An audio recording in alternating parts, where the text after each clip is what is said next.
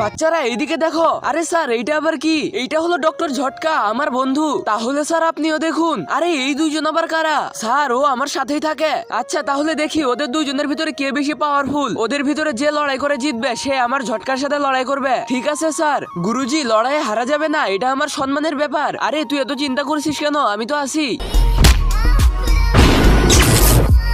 গুরুজি তুমি ঠিক আছো তো? হ্যাঁ বান্টি আমি ঠিক আছি। গুরুজি আপনি ওকে সুপার পাঞ্চ মেরে দিন। বলেছিলাম না আমার গুরুজি জিতবে। এত খুশি হওয়ার কিছুই নেই, আমার ঝটকার কাছে তোমার গুরুজি কিছুই না। সেটা তো লড়াই শুরু হলেই দেখা যাবে। ঝটকা তুমি ওর গুরুজিকে খেলা দেখিয়ে দাও। আচ্ছা মাস্টার আপনি শুধু দেখুন।